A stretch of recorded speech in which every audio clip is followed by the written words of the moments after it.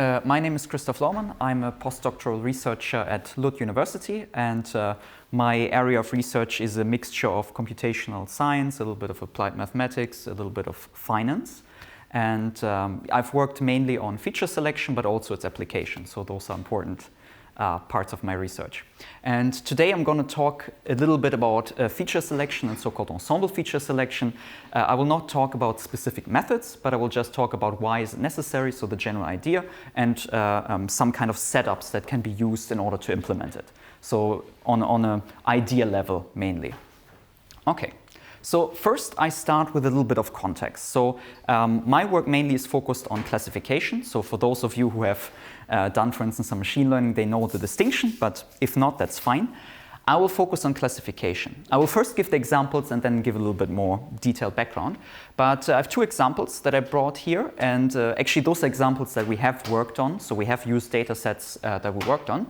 One would be, for instance, that we have data on patients in a hospital. Yeah, we may, for instance, know what is their blood pressure, maybe did they have a certain illness before or not, maybe their age, maybe even their occupation and those kind of things. And then we know from the past whether or not, for instance, they had a certain illness or whether or not they needed intensive treatment, so intensive care treatment in order to survive, have a good outcome, health outcome. So in this case, the task would be to try to learn from the past in order to classify new patients, for instance, into should we move them, for instance, in the ICU, will they likely need it or not? Yeah? Of course, this can be a sensitive topic, but we should be prudent with that. But it might help people because maybe sometimes the doctor may think, oh, it's fine if we leave them in the regular hospital bed, but maybe they should be moved in the ICU, for instance, because they need special treatment or may need it with a high probability. Another example here I brought is with credit card companies. Yeah, could be also loan companies, similar idea. Someone comes, an applicant comes and says, hey, I would like to have a credit card, or hey, I would like to have a loan. Should the company give them the credit card or loan? And they are not altruistic, so it's not just, yeah, sure, here, have 100,000, 200,000, do whatever you want. The company, of course, is there to make money and wants the money also back with interest. So in this case, we may know from the applicant, for instance, okay, what is their age, maybe their occupation, their savings, income, all those kind of factors that may or may not determine whether or not they're likely to pay back their loan. And the task in this case would be, should we, for instance, give the person, the applicant or the corporation, should we give them a loan or not, or should we give them a credit card or not? Yeah? So those are both simple examples where we essentially have historic data and we want to make a classification, meaning we want to assign the individual or the corporation into so-called discrete classes, meaning in this case, two cases, for instance, should they go to ICU or not, or maybe is this type of customer, this one or this one. So we have a limited number of categories essentially in which we assign. Yeah? This is different than, for instance, when you hear regression. This is on a continuous scale where you just predict any kind of value. So you have a lot of values that you can predict. What is the revenue for next year? Maybe like 12,573,655. So you see there are many different values you can predict there. Here, discrete classes, so limited amount of classes. This is the context where our work mainly is done.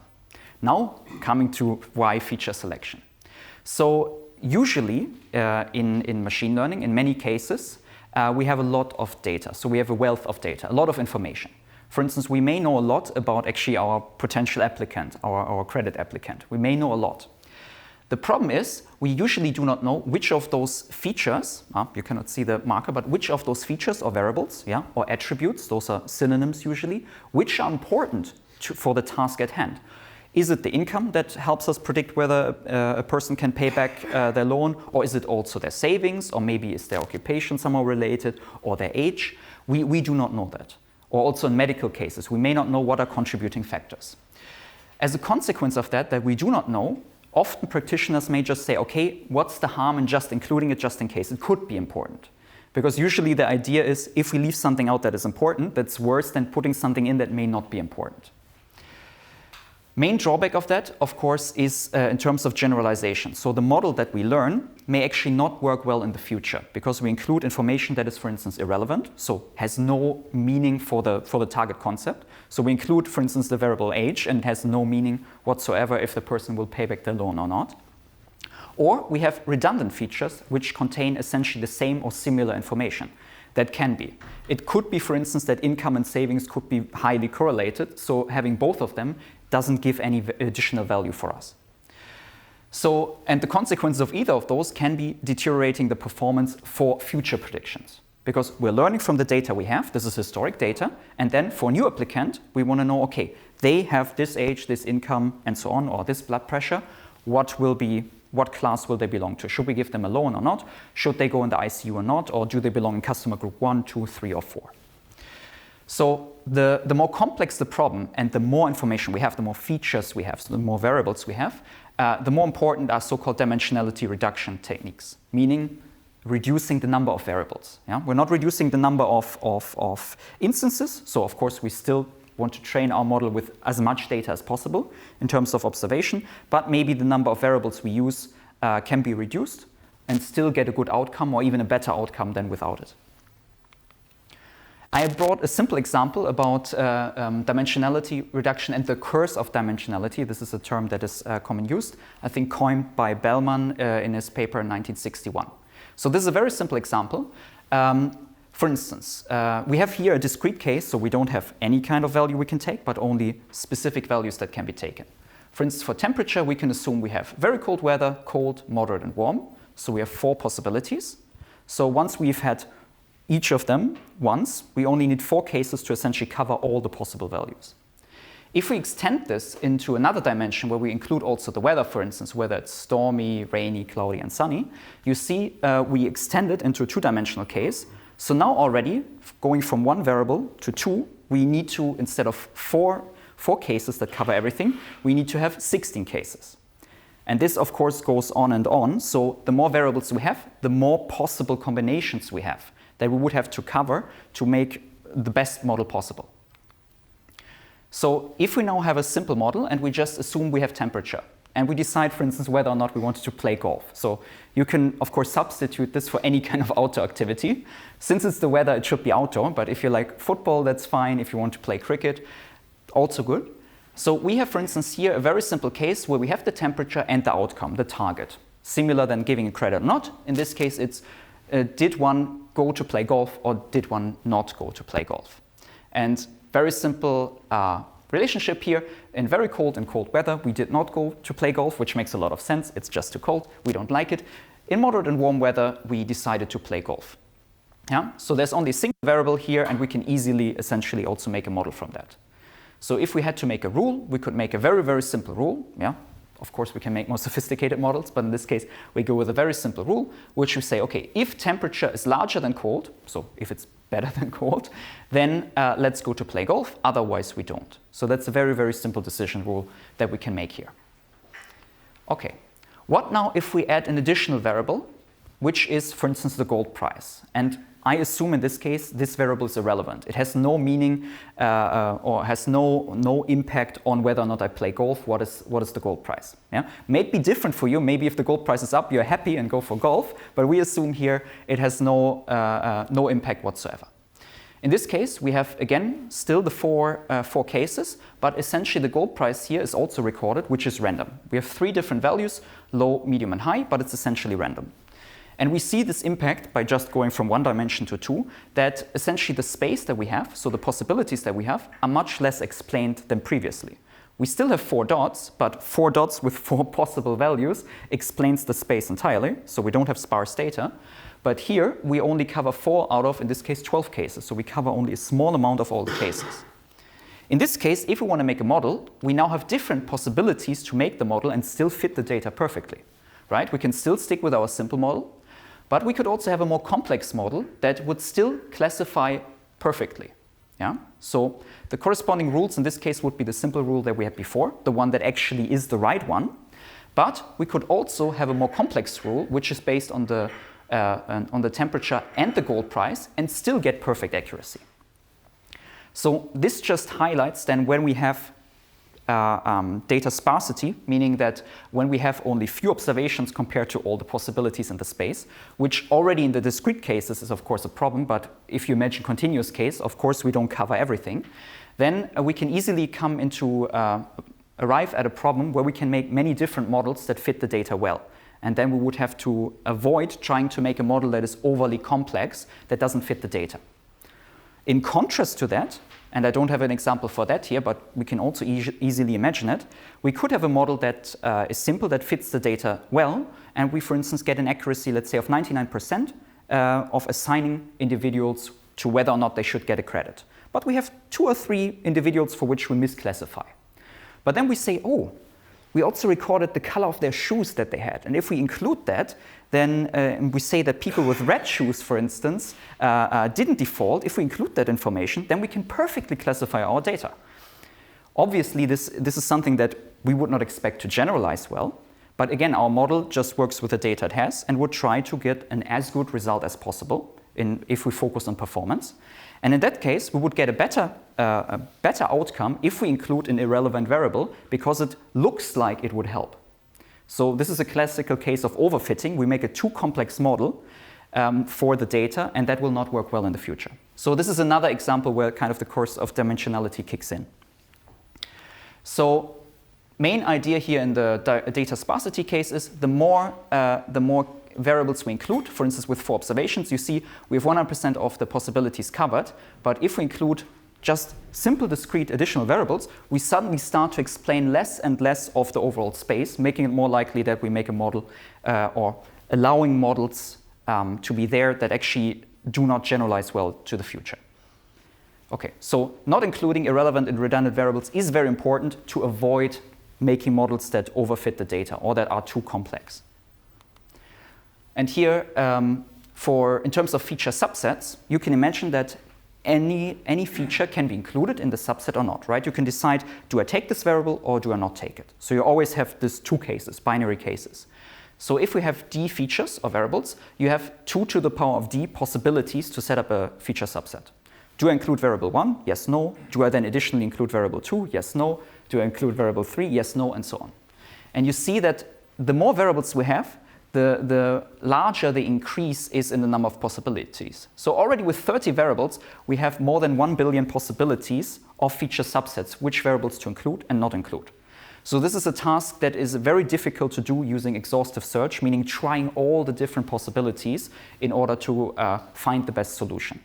So this is why usually we work with some heuristic methods, meaning kind of methods that try to find a good solution but do not guarantee the best solution possible, which exhaustive search or complete search would. Okay, and then shortly about dimensionality reduction in general. So there are mainly 2 distinctions that we have in dimensionality reduction. One of them is feature selection. It's a very straightforward one. So if we, for instance, would try, this is actually in a regression example, but if we would try to predict the sales, we could also predict, is the sales above average this year or not? We could have information such as temperature, price, and the employee's shoe color. Last one, probably not so important. So feature selection would be about finding the variables among the existing ones, which are the best, so meaning which are relevant for the task, and discarding all the ones that are irrelevant or redundant. So in this case, we would say, let's keep temperature and let's keep price. An alternative that also exists, of course, is feature extraction. So some of you may know, for instance, principal component analysis, or PCA. The idea here is just that we, from the existing variables, create new ones and then decide to keep some of them. Yeah, for instance, those that account for most of the variation in the data, as PCA would do. So the difference here is, of course, the interpretability of the results may not be given anymore. Because if this new variable consists, let's say, 60% out of the price and 40% out of the temperature, then how to interpret what that actually really means? And that is with 2 variables. If it's composed of 10 variables, it's much harder. So interpretability is, of course, on the side of feature selection. And last but not least, I have here also feature construction, which would essentially be adding additional features, so augmenting the subset that you have. But as you see, inherently, this is not reducing the dimensionality, this is increasing it, so that we have more variables, then we would have, again, to cut it down. So this is why usually we have this dichotomy of feature selection and feature extraction. And we're focused on feature selection here. Okay. And then there are different types of feature selection. So I'm just talking about general ideas. I'm not talking about specific methods. I may mention 1 or 2 just briefly. But the general idea is, what is the involvement of the actual model, of the actual learning algorithm? So we usually use some kind of metric to measure, are features, for instance, relevant? And then is the learning algorithm involved in that? Is the model that we use involved in that? If, for instance, we would have the regression case, do we use the regression model to determine are they important or not? In the filter case, we do not involve the model. Yeah? So simple example, and most of you may know it, is correlation. Correlation is a simple measure to determine the usual linear association between variables. If one variable goes up, does the other one also tend to go up? If it goes down, does it tend to go down or not? So does it move in the same direction or does it move in opposite direction? Or do they kind of independently, more or less randomly behave? So this, of course, could be one feature selection method where we just say, okay, if we take a variable, does it tend to move in the same direction as our target? So when for instance, blood pressure goes up, do we tend to have more likely the case that the patient needs to go to ICU? Yeah? So this is independent of the overall model that we want to use. We can do this before we actually run the regression or train the classification model.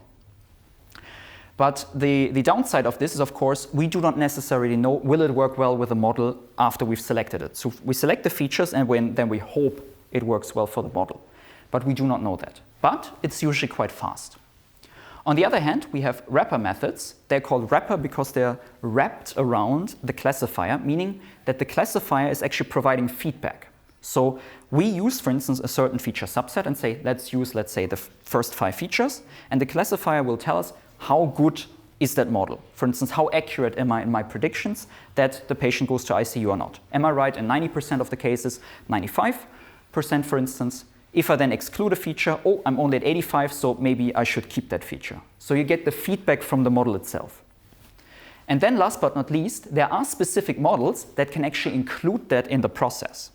So an example in regression would be, for instance, if you have a model that has a certain type of regularization that essentially forces certain variables or the coefficients of them to 0, would essentially say, okay, don't use that variable.